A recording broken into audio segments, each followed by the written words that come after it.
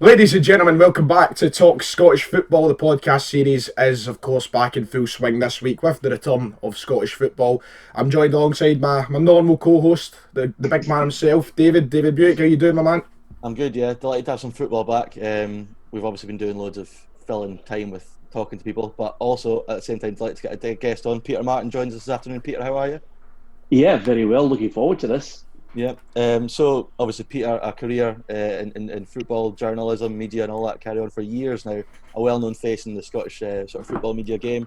How have you found the whole? Thankfully, we're just kind of coming out of the whole lockdown thing. How's that been for you? I'd imagine these Zoom calls have become a regular occurrence.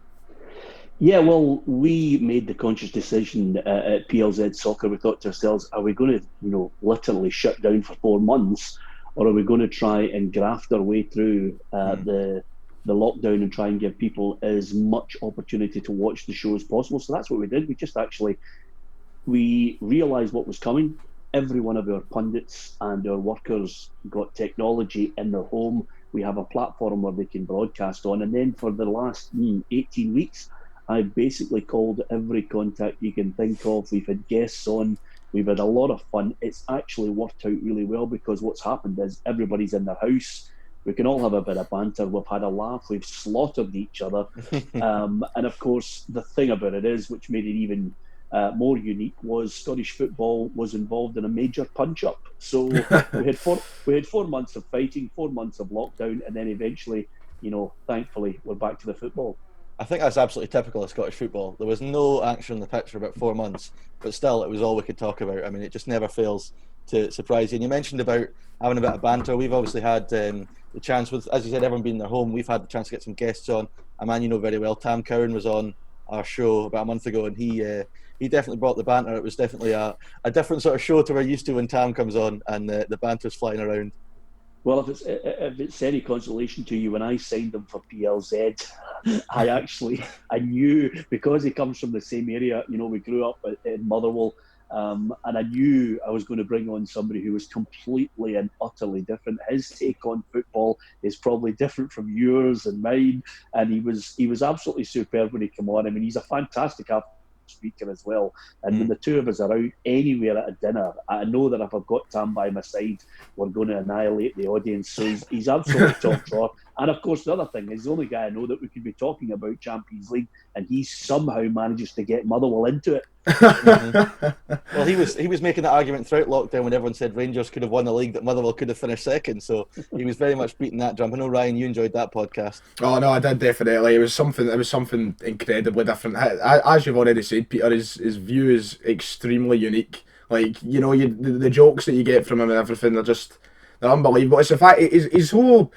I don't know. You just say something so off the cuff that it doesn't. You don't know where it's coming from. It's madness how he thinks of the things. I don't know where his head goes at times, to be honest. Well, we had one of our main talking points of the show we had on was pornography. Funnily enough, don't know how we got there. It wasn't in the script, I have to tell you, but Tam took it there, so that was definitely an interesting experience. Now, I have to ask you, by the way, just on that off the cuff, why, I was looking at your tweets, why do you have a disdain for Falkirk?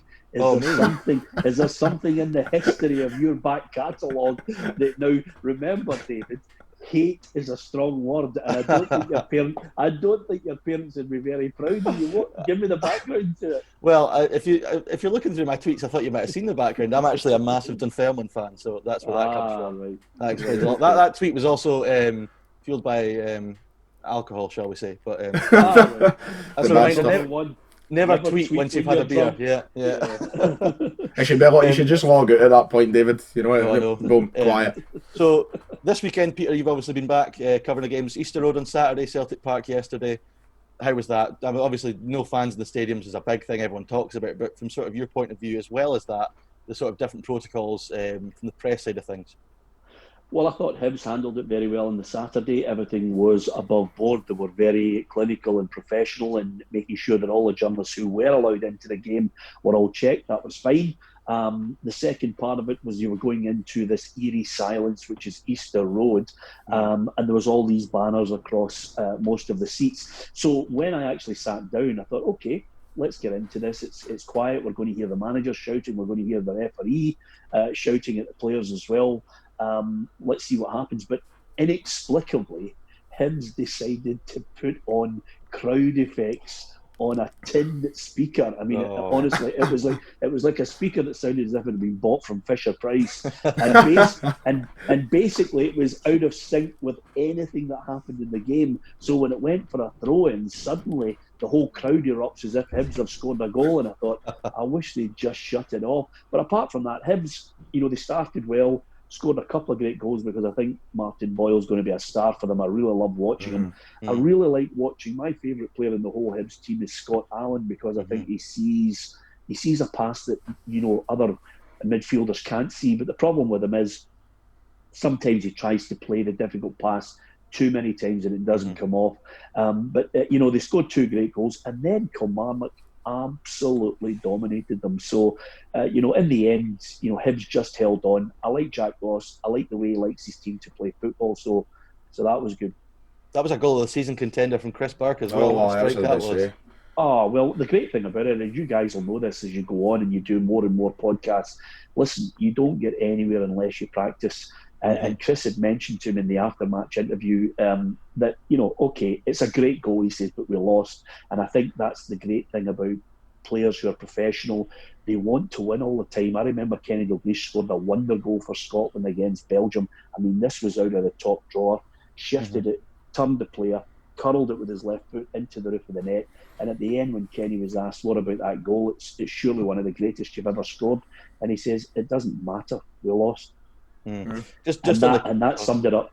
Yeah, just on the crowd noise thing, watching the Rangers Aberdeen game on Sky on Saturday, they played the crowd noise obviously as well, and I've watched plenty of Rangers Aberdeen games, and that's not normally what the crowd are singing, if I'm honest. There's normally a few more choice words in the songs than what the Sky Sports were giving us. No, it was very muted, to say the least. There's a strange poison about that game, and it stretches way back to a good friend of mine, Ian Durant, who was a wonderful player. And I think that just added fuel to the fire of their contempt for each other. It's not a good rivalry between Aberdeen and Rangers, but nevertheless, at the end of the day, Rangers had to go up there and prove that they've got what it takes. I thought Ryan Kent took his goal really well. It was calmly put away. And then from there, the game wasn't a classic. Rangers did enough. And Aberdeen, I thought, were utterly woeful. I mean, I was so unimpressed with them. Yeah, it just wasn't you think of Aberdeen at their best, they're hard to beat, they're physical. There was none of that on Saturday. But I know, Ryan, you were very impressed with the champions yesterday. Oh, of course. Why would there not be? The intent was there, the goals were there, everything was to love yesterday. What was it like yesterday at Celtic Park, Peter? Of course, as a massive Celtic fan, I'm having to watch through the Celtic FC Pass for all season ticket holders, and at half time they showed this video of Jerry McCulloch walking around Celtic Park and all these different zones, the red zone and blah blah blah. Was it a bit daunting? How does that feel like? It must just change the experience altogether for a journalist or whatever. Yeah, absolutely, very, very much so. I mean, Scott Brown coming out to virtually the only people clapping were Celtic directors, because the rest of the place was silent. There was only a certain amount of journalists and broadcasters allowed in, and again the flags were all out there. What they did at the very top of the building was they had the 9 title flags. So when they eventually unfurled it, there was 9 championship flags up there. And then from there, it's surreal. I think Celtic managed to orchestrate the noise and the crowd better than anyone. I think they've obviously mastered when to push the ooh button and when to push the cheer button. But nevertheless, I mean, apart from anything else, I like Brian Rice. I like the way Hamilton play football. They had really good chances in that first half. But the thing about Celtic is they wear you down. What they do at times is they just play it from side to side and then start to put it in diagonals. But the one element of the game yesterday that was really, really standing out for so many of us was Greg Taylor's waited. He's bided his time, and the quality he put in for the goals was absolutely first class. Frimpong benefited from that. But Edouard, I mean, if my old mate Frank McFadden, if ever a statement was to be made ahead of time that he doesn't seem interested, boy, he rammed his throat, because Edouard he was finishing, it was clinical. Boy. If anything, the worry for Neil Lennon, and he mentioned it after the game, was this is a time when the transfer window in England, clubs will be looking to spend 30, 40 million, and they've got it to spend. So Edouard banging in the goals, and the biggest test for Celtic is actually holding on to him, because he was a class act yesterday. But Celtic were dominant over it, and I thought Hamilton have got a lot of positives to take from the game. But hey, game one, at least we're getting to watch football. Yeah, absolutely. And Ryan, obviously, we're desperate for Edouard to stay. I didn't ever imagine that we'd have a Twitter altercation between Frank McFadden and Odsonne Edouard this early into the season. In fact, ever. But that was interesting. A lot of people seem to think it's as simple as, if Celtic keep Edouard, that's 10 in a row. You share that view, Peter? I think it's as cut and dry as that. No, I don't. I think he needs 3 more players, and he alluded to that yesterday when I was chatting to him. He almost certainly needs a centre half. Because they give teams chances. Yeah. I think he needs another striker, because I don't think he can rely on Lee Griffiths. I think that's sadly a situation which could leave him exposed. And I think he needs somebody, in the wide areas again, somebody tricky that can cause problems and play this, wide, expansive game. He switches, and he will switch this season from a 4-4-2 to a 3-5-2. So that's where the centre half comes in. That's where the kind of a wide midfielder comes into play as well, that can open up defences. And then, of course, I think he definitely needs a top draw striker. So that's why I think they still have a bit of work to do and get all the bits of the jigsaw in place. Talk about strikers, I thought I'd spot on. I've been saying on my own channel all year about the fact that we do need to add more to the squad. I certainly hear what Peter's saying about on the wings, but talk about strikers, I think yesterday Patrick Klimala's goal was a lovely wee finish as well, so hopefully he picks up on that, he moves on and scores goals. But no, I think you're spot on, Peter. There's still work to be done in the market, and probably more depth has to be added into the squad. Yeah, another thing about Klimala as well, which is a big problem from last year, was he likes running onto a ball. He likes a ball over the back of the defenders' heads. He likes defences that push a high line so he can run in behind. So that's not Celtic's game. They won't play against teams who'll play a high line of defence. Yeah. So he's had to adapt. His goal yesterday was very much what he's all about. It was a slide rule pass. It was ahead of him, and he was able to show his quick feet, just to flick that ball into the corner of the net. He's going to have to learn different aspects of it, how to hold it up, how to bring the midfielders into play, and how to be a poacher in and around that 18-yard box. But there's no doubt about it, the one thing that he is a perfect example to many a player and a professional who should look at what they're doing is, you're not the finished article when you're a professional. When you get to a club the stature of Celtic, you have to work hard at it. You have to think to yourself, I'm not the complete player. I must work hard at weaknesses and try and get myself into the manager's plans, and that's what he's going to have to do regularly. Yeah. I think the whole sort of topic for this season is kind of the 10 in a row thing. Can Celtic do it? Can Rangers stop it? I think there's a feeling that whichever team wins the title this season goes down in each club's history for different reasons. Obviously, me and Ryan were too young to experience the Rangers 9 in a row in the 90s. From yourself, as someone who would experience that, is the talk the same as it was then? Is the pressure the same as it was then? How do the two sort of compare?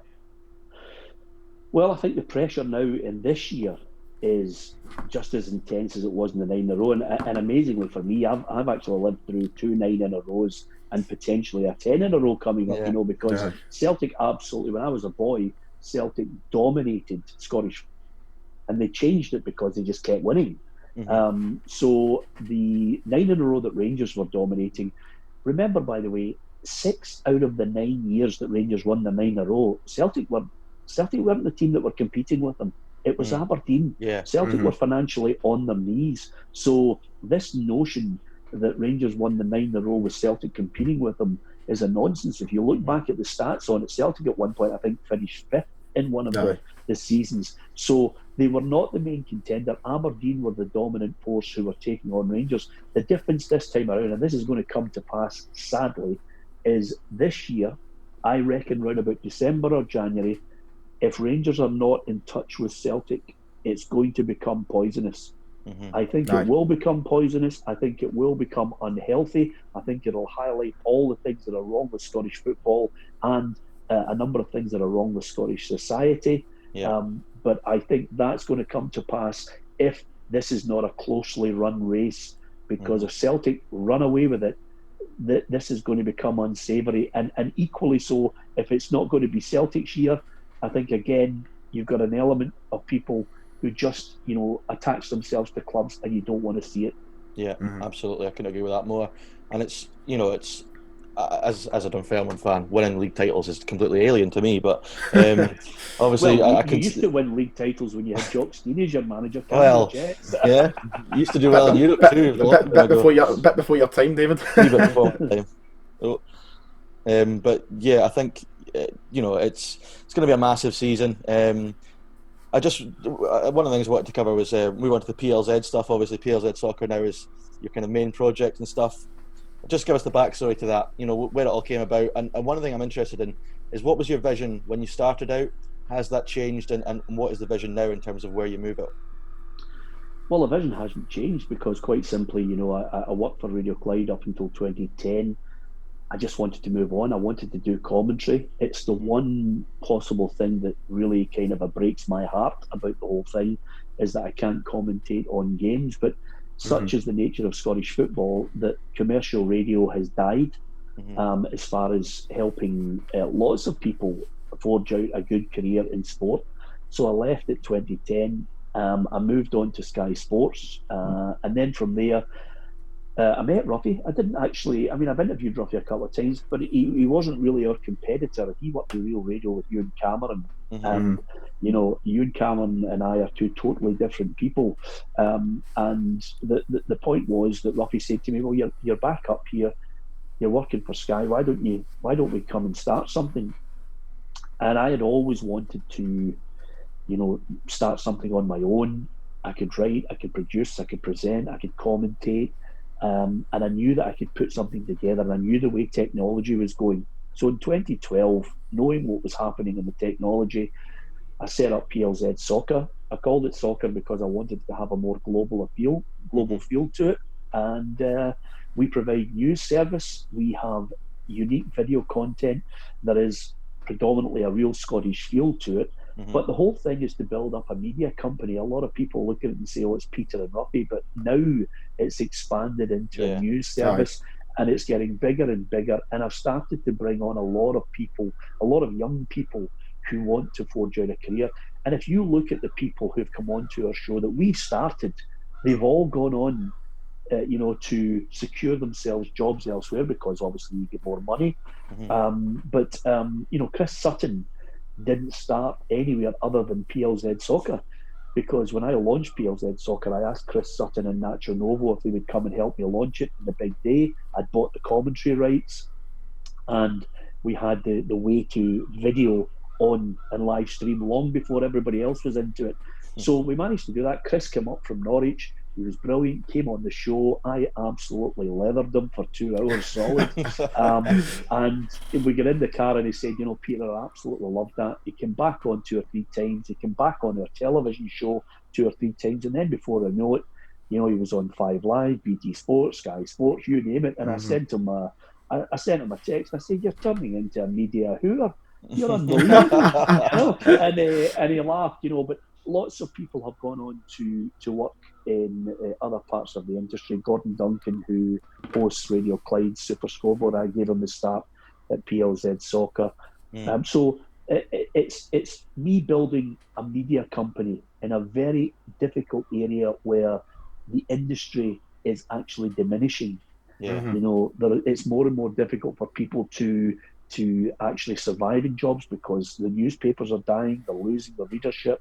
So is it going according to plan? Yes. Am I overspending on this? No, because you've got to grow things organically. You can't overstep the mark. And we have built it bigger and bigger and better over the 8 years. And I'll keep trying. Listen, we could have finished in COVID if we didn't have a plan and strong people who back us. But we've survived it, and thank God we have survived it with the people, especially our sponsors at Arnold Clark. We've survived, and hopefully we're going to get bigger and better. We want to take on more young people to do presenting. We want to do Champions League. Would I love to do the commentary? I would, but we don't have it because, quite simply, the BBC have an unhealthy monopoly in radio, and I think I'm at my best as a radio commentator. And Sky, it's I think Rory and Ian Crocker are really good commentators, and they've got their settled team. And I think a lot of people view PLZ Soccer now as a competitor. So I don't think they'll be looking at me and thinking, come on, we'll try and entice them into commentary. Would that be, just as you mentioned that there, it's just coming to my head, if Sky Sports came in and said, Peter, we want you to be our main man commentating on the Scottish football, would that be enough to make you drop what you're doing with PLZ? Or No. Okay, I didn't think so, but it wouldn't. I could still do it, on a freelance basis for them, and I certainly could do it on a freelance basis for the BBC. But if you're asking me what are the odds of that happening, I would say they're very slim, because quite simply they view us as a main competitor now, and that I think is testament to the people we have working for us, because for a 1/1,000,000th of the budget, we are basically, as Martin and Neil put so eloquently, punching above our weight against giants, and we are doing okay.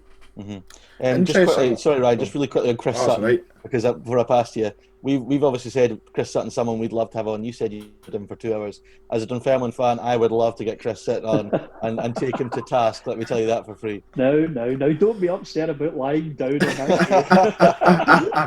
Couldn't have said it better, Peter. Couldn't have said it better. Interestingly enough, you're bringing up the fact that you thought that things were coming to an end with the radio and stuff, and it's kind of like a dying out sort of market, and things were moving forward with technology. I mean, I remember you asked me on a couple of years back on PLZ. I think it was a fan preview for the Europa League, if I remember right, and you asked me for the Celtic fan kind of take on the game. But I mean, obviously, I was really impressed how things, because that was a kind of my introduction to sort of PLZ. I started, like, when you asked me, I looked it up, and I was really, really impressed. But it's really interesting to hear someone from sort of, like, because you've got a big background in the media, one of the held in very high esteem, and a lot of people kind of, I don't know what it is, there's a kind of look on YouTube, and there's a kind of sneer at it. A lot of people don't actually like the idea of YouTube, and they think it should be all kept for the television, for the radio, blah blah. Do you think YouTube is the way forward for how things are going to go then? Is that why you've decided to go in there and then take your channel on? Yeah, very much so. It is the way. And listen, by the way, the best bit of advice I can give you two lads is, do not listen to the noise. Do not listen to the people who are sneering at you. You've got to stay focused. You've got to be determined. You've got to have a goal and a vision. Just don't overstep the mark and try and stretch yourself to the point where you can't afford it and you sink. I know people looked at me and laughed when we set it up. They looked at it and possibly thought, oh, failure, he's been forced down this avenue. It's small-mindedness, it's petty-mindedness, it's jealousy, it's people that if they go out and do it themselves, they haven't got the get up and go and do it. Yeah. It's people who are in a comfort zone who think to themselves, I'll just work and do the same thing all the time. Now, there are very good people who do work in the industry, who do the same thing all the time, and they're very good at it, and I applaud them. But if you have to take chances and you have to see where everything's going, I think, from my point of view, I started off in something that I had a goal, I had the determination, I certainly had the skill set, and I had a great ally in Ruffy, because he is a brilliant guy to work with. He's like hanging about with your best pal. He's funny. He's the opposite of me. He doesn't get angry. He doesn't get flustered. I'm fiery. If you play in the sport, I want to beat the living daylights out if you're playing in the midfield area. But he's so laid back, it defies belief. But he's a brilliant lad, and he's the best person I've ever worked with as a partner. And we just kept going, and we wouldn't give up until eventually we became a pinprick in a number of the big companies, backside. So YouTube's the way to go. There are other platforms as well. Use all the social media tactics you can. But remember, guys, no matter how much technology you've got, if your product and your content is rubbish, nobody's going to watch it. Yeah. It doesn't matter if you have 55 cameras zooming around your head and lovely little tints on it to make you look absolutely magnificent. If what you're talking about is rubbish, then you'll not get people watching you or listening to you. Content is king. Yeah, absolutely. Ryan, I know Ryan's had a vision. Commentary is a big thing that Ryan wants to kind of go into. So I know Ryan will probably have some questions on that. It's true. It's, my ultimate dream. It's me and David both are self-study journalism at the minute over in the city of Glasgow College, and my dream and my aspirations is always to be in the gantry one day and commentating, whether it be at Celtic Park or up in Cowden Beef. It's just a dream. I mean, what are you laughing at, David? It's They've true. got a gantry in Cowden Beef. Well, right enough. Probably. How did it all kind of start off? What's the difference nowadays to when you started, Peter? Like, how did you get into commentary and you're starting off there? Well, when I started at Radio Borders, and it was rugby for 2 years, amazingly, Really?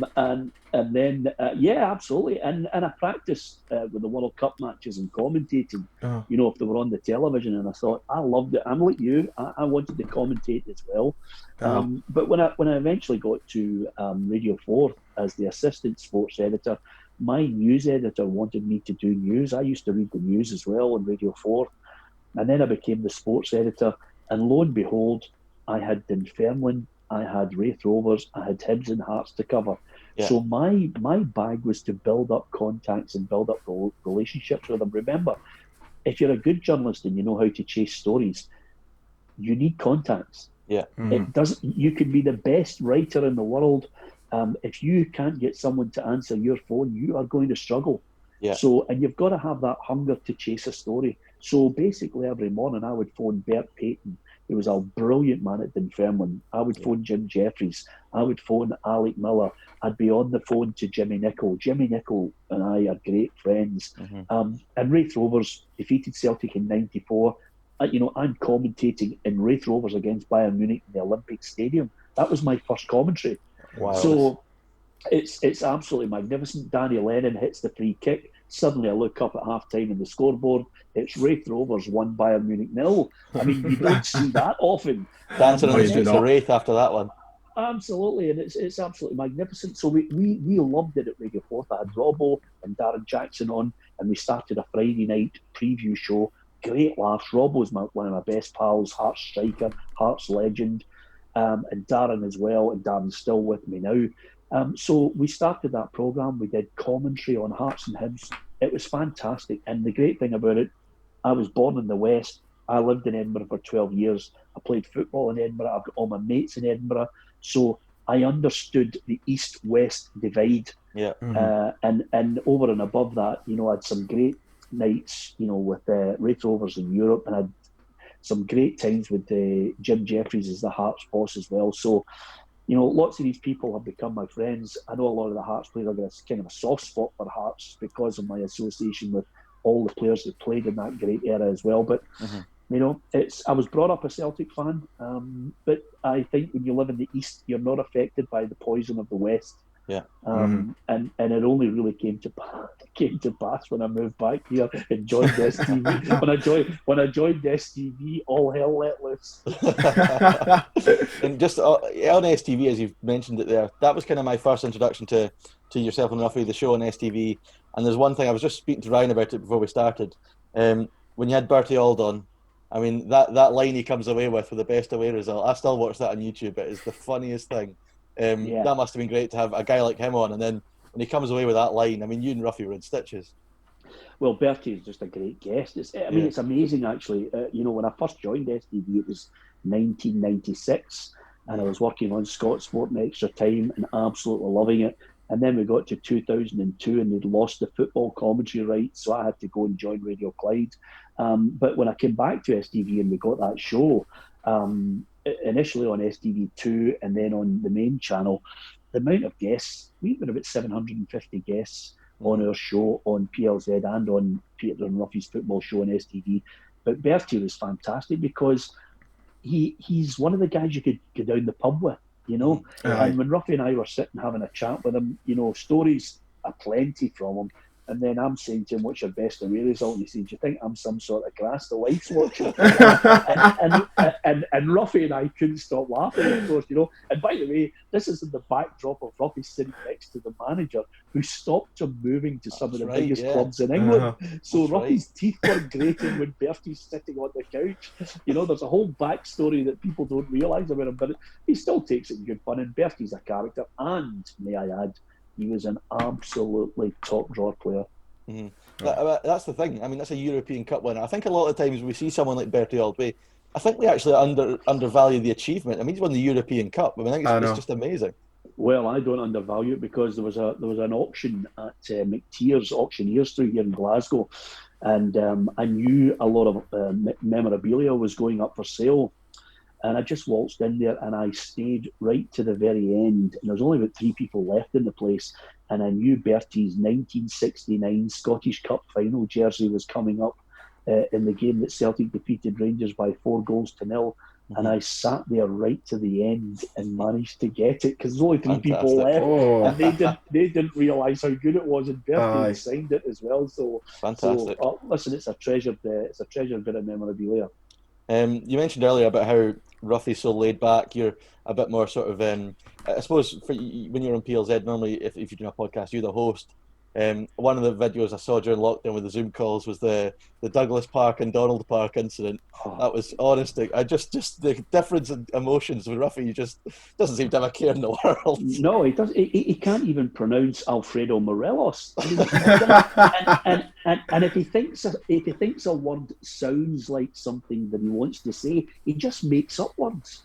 And he'll fire it out there, and you're looking at going, what does that word mean? This guy is mental, you know. And I mean, the amount of times I've been on air with him, and I'm thinking, what are you talking about? I mean, he cannot pronounce a guy's name anywhere in the world. So if he gets to a point where he thinks it's so unpronounceable, he goes, the big guy who plays at the back for Rangers. that means he hasn't got a clue how to pronounce it, you know. But that's what he's like. He's so likeable with it. But I think the great thing about him, which a lot of younger people will not realise, is this is a guy who played for Partick Thistle and was still Scotland's #1 goalkeeper. And he was top drawer. He might be, for some people, that kind of a fun, happy-go-lucky guy, but he was a top drawer goalkeeper. Yeah, obviously, we've lucky enough to get you on the podcast today. PLZ, you run your own podcast. How have you enjoyed that so far? I've watched a few of them.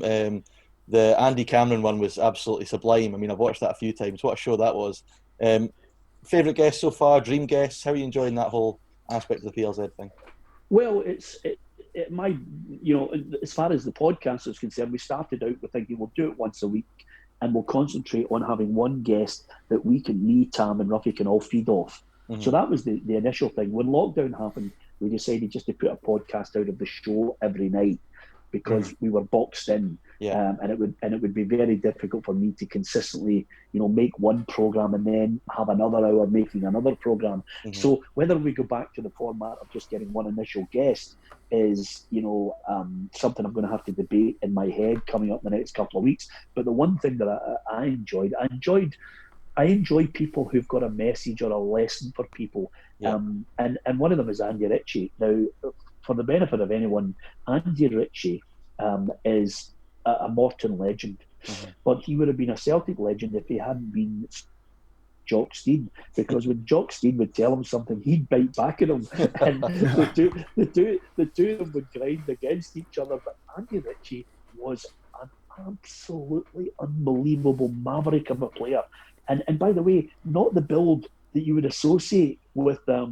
normal professional footballer, but he could take the ball down anywhere, bit of skill, and cut it into the roof of the net. And if you to speak to Sir Alex Ferguson right now and ask him about Andy Ritchie, you would get the highest praise possible on Andy Ritchie. He was a brilliant player, and I like people who've got a message like that. Andy McLaren, the former Dundee United player as well. You go through addiction and you come out the other end of it. There's a great message and a great learning curve for lots of professional footballers and people in society. Yeah, absolutely. I mean, Ryan, we've enjoyed. Obviously, we're just kind of starting out this with a few years. Derek Ray we had on was just unbelievable in terms of the message, how to make it. I mean, someone whose career has been so varied, the message that he could give to people like ourselves, Ryan. I know, it's crazy how everybody's different as well. That's one thing I've learned. You go into these things, especially for us. It might not be the same for yourself, Peter, because you've been in the industry for such a long time. But it's quite daunting though when you've got a guest on. You don't know what to expect. The fear is, we've been told ourselves. Of course, part of Scottish sport, you might recognise the name David McKinney. No, sure, he's always told us. You sometimes you get that guest that just doesn't want to speak. That's always the fear. And as Tam Cowan said in the last podcast as well, he put it quite you know, bluntly when he said podcasts, everybody, it's like an arsehole, everybody's got one. They put it so nicely. So you know, sometimes you sit there, and when Tam said that, you think to yourself, aye, that's true. So I'm always unsure about what you're going to get from a guest that comes on. You know, they could come on, they might just look at it as, let's get this over and done with. It's always great, such as yourself today. It's been great knowing that everybody's came on with such, you know, willingness to actually help out and speak. And you know, it's a great honour to speak to these guys, and I'm sure it's the same for you over at PLZ. Yeah, well, the one thing I would say to you guys is, remember, it's not a case of that you don't hold certain people in awe. You're looking at them, you're thinking, this is a special person. There might be a little bit of fear and butterflies in your stomach. Guys, they don't eat through their ear or have some supernatural power. They're the same as you. They eat, sleep, drink, cry, laugh. They are normal people. I've never really been in awe of any of the guests that I've interviewed, and boy, have I interviewed some of the rich and famous footballers and managers. You're not in awe of them. They're the same as you. You know, one of the things that I think you've got to try and get the balance is, you know, that kind of the kind of research that you need to put in to let them know that you know what you're talking about. You've obviously got to try and make sure that you know, you're giving them the respect they deserve. Yeah. But you want to try and get through and scratch the surface and see if they'll open up. And that's down to you two guys trying to get your personality across as well. You know, and once you do that and try and get that balance, you'll find that these people are the same as you. They go to pubs in Braemar, get drunk, and start to be really loud with their pals when everybody else is having their lunch. Does that ring a bell? And tweet about Falkirk on Twitter. Yes, exactly. Ryan, obviously Ryan's a big Radio Clyde listener. I've grown up in the Highlands, so I don't get Radio Clyde. Ryan loves it. And obviously you spent a time on the phone in there. I'm sure, Ryan, you've got some questions about that. Oh no, it must be. It seems like for the outside, as a listener, I've been listening to Super Scoreboard now for you know the majority of my life. It's been always my go-to for football. It's always my go-to for a laugh as well, because some of the calls you get are just unbelievable. What was that like for you, Peter, when you were on the show? Was that a particularly high moment of your career? Did you enjoy doing that every night? Did the calls make it worth it? I loved it because at that time they were doing commentary. We were winning awards. We were, again, you know, a commercial radio station against the BBC, and that was our drive to beat them and to make it as entertaining as possible. We had, for me, one of the best teams of people ever assembled on Radio Clyde. Jerry McNee was there, Davy Probin was there, Andy Walker, Mark Guidi, Derek Johnston, Darrell King, Fraser Wishart. It was just a great bunch of guys, and the camaraderie and team spirit we had was second to none. We were commentating on Celtic's run from game one all the way through to Seville. We commentated on every game that Rangers played, all the way through the Sporting Lisbons, the Werder Bremens, all the way Fiorentina, and then into Manchester. So we commentated on games. We had great fun. We worked hard, and then on the phone-in, the reaction from people to, you know, the Celtic Rangers thing, obviously because it's Glasgow in the West, Radio Clyde dominated by it. Great fun. You know, I've actually got a book. One guy actually had written a book of all the patter. And he released the book with some of the things that were in it. So it was absolutely priceless. I've kept it. And I look back with great fondness because one of my best pals and the guy that I really loved the most on it was Hugh Keevins, because Hugh and I were great friends. We remain great friends. And sometimes I would say to him, because I would be his boss, listen, Hugh, don't throw grenades like that when you don't really believe what you're saying. And he just used to say to me, it's showbiz. That was his attitude too. But he's brilliant. He remains brilliant, and he's still the shining light in that show.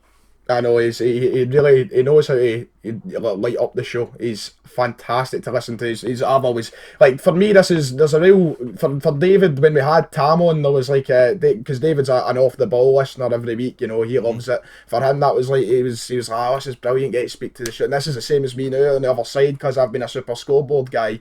You know, getting the chance to speak to you and hear these stories is great. I mean, Hugh Keevins just seems like, you know, some of the stuff he comes away with as well. It's what, as I say about Tam Cowan, sometimes you wonder where his head goes. He's just, it's madness, some of the stuff he comes away with, but it's great. Yeah, he's the kind of guy. I mean, by the way, I mean, he's still got his from the newspaper industry. He never spent it. He's as tight as a drum. He's the only guy that holds the door for you so you can get into the pub first to buy him the room. And he doesn't drive. He's never driven a car. So I have to give him a run everywhere. Fellow journalists have to give him a run everywhere. He's managed to blag a lift home from everybody.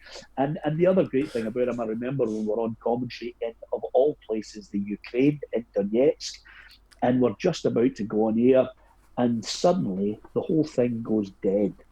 And he looks at me, and he's looking at me as if it's my fault. He's looking at me as if I've blown up the ISDN equipment. And I look at him and say, "What do you want me to do? We're in the middle of Russia. We're in the middle of Russia. It's not my fault." And he looked at me as if I committed the biggest sin on earth. And suddenly it came back on again. And within 60 seconds, we managed to get back on just as the theme tune was playing. And the two of us come on as if nothing had happened. We're all laughing away. Meanwhile, he's looked at me as if I'm a piece of dirt because the equipment's failing us. But we had some great banter down through the years. And I love the guy. Tam Cowan maintains that his first caller on Super Scoreboard was Alexander Graham Bell. Not sure if that's true, but I can imagine it. So, look, the great thing about it is there's this competition and the competitive spirit. Everybody thinks, there's an edge to it and people don't like each other. It's nonsense, You want people to do well. There are some really good broadcasters. Richard Gordon is an excellent broadcaster on BBC, very slick and very good at his job. So there's lots of good people across the board. I liked David Begg. David Begg was a commentator on BBC when I was doing it for Clyde. And he was a thoroughly decent man, an excellent commentator, and well-researched as well because he prepared. So you had to be at the top of your game. And Beggy was just a great man, a lovely man, and I respected him as well as a commentator. A couple of moments ago you were talking about when you were at Clyde, going on the run to Seville and being through that, and as a massive Celtic fan I feel like I'd be stupid to pass up on the opportunity, but what was it like watching and covering that as it happened? Because I was only 3 years old at the time and I didn't really get to experience it, you could say. I was alive but don't remember a thing about it. At the time, seeing Celtic potentially going to win another European trophy, the first since 1967. What was the feeling like when you went to cover those games? Was there just something in the air? What was the magic? Was it a great experience for you? Well, it was a generational thing because I was brought up in a family where they'd experienced they took for granted Celtic in Europe. They had the 1967 final which Celtic won. They had the 1970 final which Celtic should have won, but they underestimated Feyenoord, and they were in semi-finals right up until it got to about 74, and then Celtic started to slip away. So from my point of view, when Martin O'Neill came in, he changed everything. And I can remember that whole run in 2003 because they were battling on all fronts.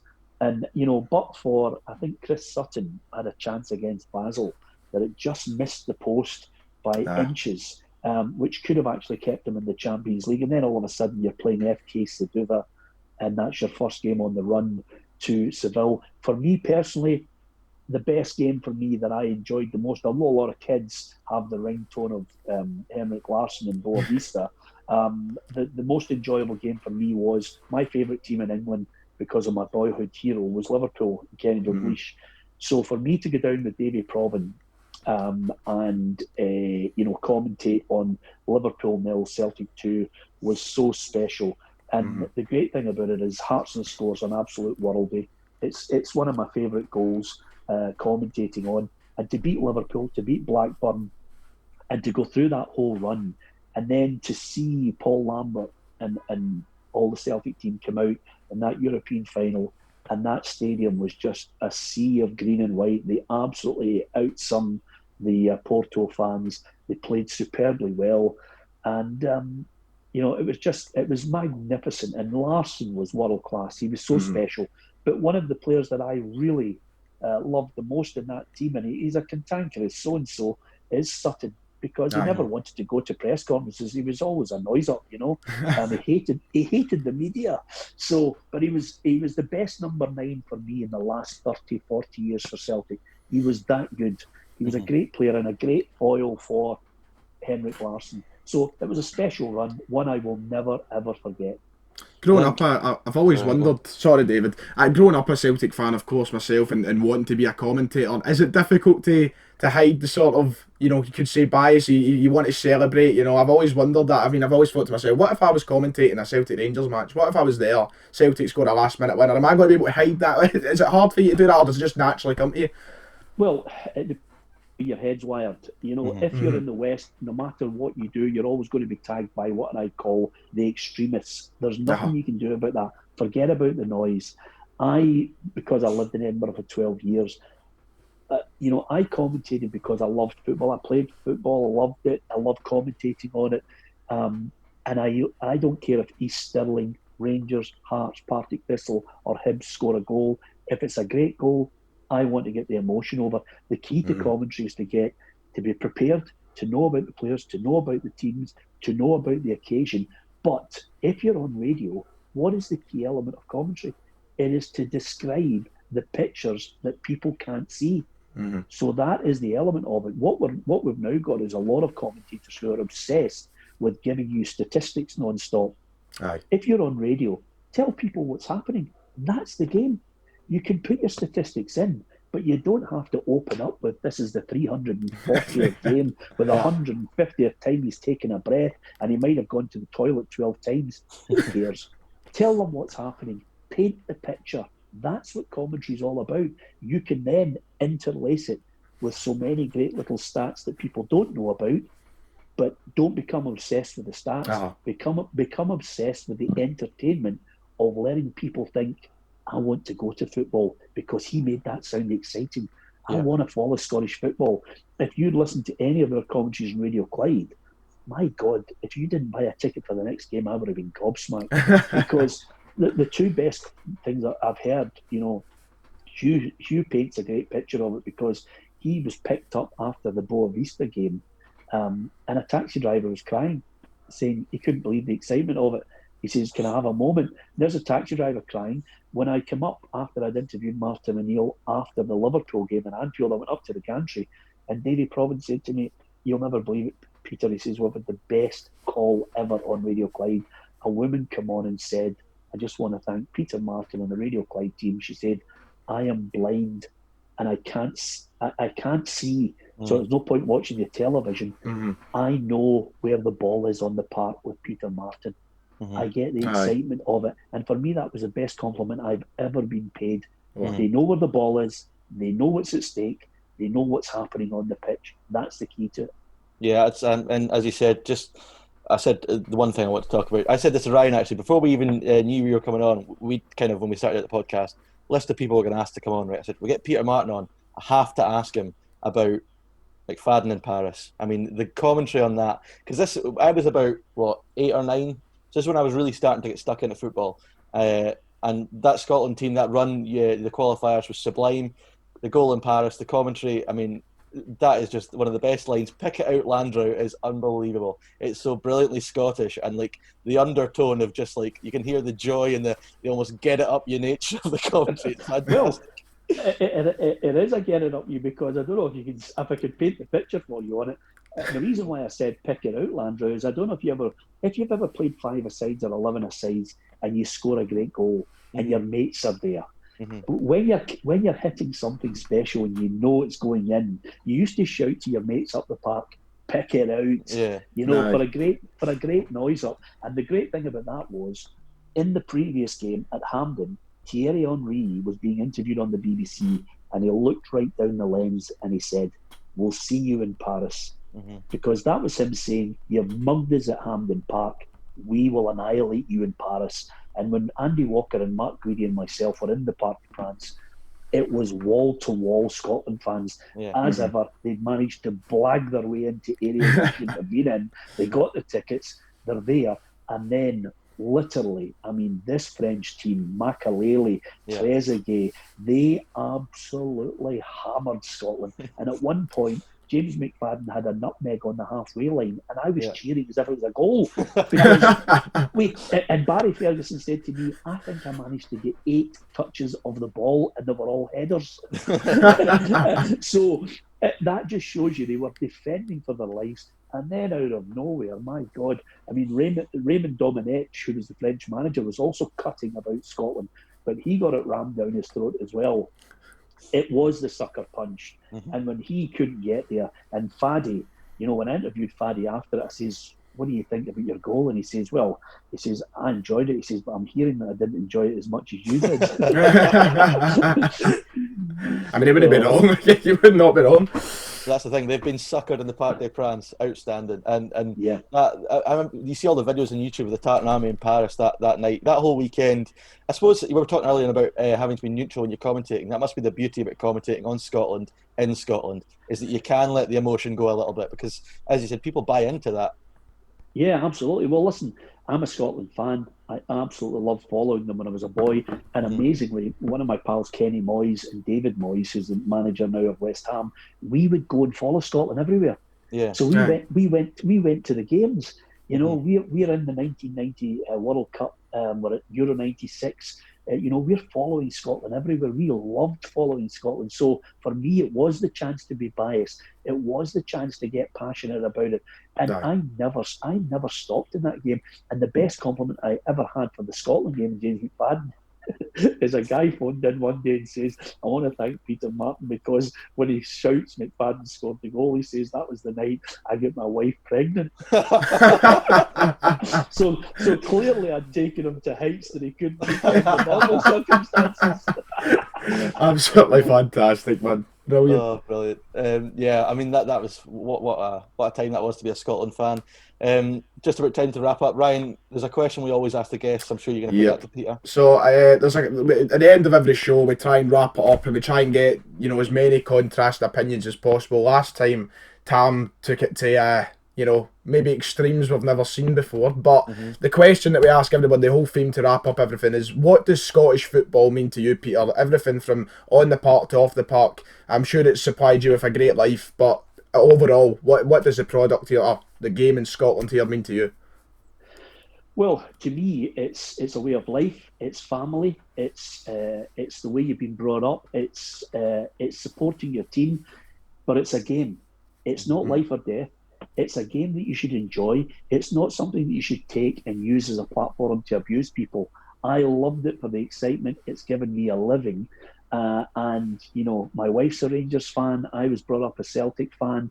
We just look at it as something we go and enjoy, and we can share all the fun of it with all my mates that I went to school with who love it, and all my friends that I've got in the East and West. I love anything from an Edinburgh derby to an Old Firm derby, and also to the Scotland games. It's been a part of my DNA, and it's a part of Scottish culture. Per head of our capita, we have the most followed game across Europe. It's something we should be proud of. Unfortunately, there's an element, just a small percentage of people who poison our game. But I think each and every one of us, and you guys have a duty to do it as well, is rise above what I call the pond life and people in the gutter who try and bring our game down. Think about the football, think about the sport, think about the teams in a balanced and fair way, and you will have a podcast that will last an eternity. Be fair to everyone and enjoy it. If somebody has a beautiful bit of skill and they're wearing a Falkirk strip, you have to applaud it. You just have to applaud it. It's as simple as that. I remember Sandy Jarden, who luckily commentated with me when I was at Radio 4, said to me, Peter, I said to him, like you guys have just asked me, I said to Sandy Jarden, what was your best goal ever? And he said, Peter, you'll never believe it. He said, I ran 40 yards with the ball against Celtic in the Dryborough Cup final. He says, and then I hit this screamer into the roof of the net. He said, I'm rubbing my hands thinking, the press are going to be interviewing me afterwards. I'm going to be on the back pages as Jarvin, the man who won the Dryborough Cup for Rangers against Celtic. He says, it'd be absolutely fantastic. In my head, he said, it's going to be fantastic. He says, and then Davy Cooper put the ball over 3 Celtic players' head, put it on his chest, fired the ball into the back of the net, and scored one of the best Old Firm goals you're ever likely to see. He says, I lifted the trophy and I had my medal in my pocket, and I thought, only David Cooper can upstage me. So, that is the joy of football. Love it, but remember, guys, it's a game. That's what it is. It's a sport. It's something we enjoy. It is not life and death. Yeah, and I mean, in terms of getting a message across, that's a perfect one. Certainly something we'd want to convey as well. Ryan, it's been a great hour, well, almost hour. Yep, it's been fantastic to have you on, Peter. Honestly, it was a real good show, and keep up all the good work with PLZ and stuff. I'm sure that you'll be looking forward to getting back into the swing of things as the season goes on, as are we here, and it'll be interesting to see how the season does go. And as you said, let's hope that people do remember it's a game. You said it earlier in the show, whether it is 10 in a row, whether it's not 10 in a row, I hope that it doesn't become some sort of toxic war zone for social media and in here in Glasgow, but it will be really exciting nonetheless, and I hope you guys go ahead and cover it as well as you have the last few years. Yeah, well, I wish you and David all the success in your podcast. Keep it going, lads. Keep the fun, get your personality out there, and remember, don't tweet while you're drunk. Brilliant. Thank you very much, Peter. Cheers. Cheers.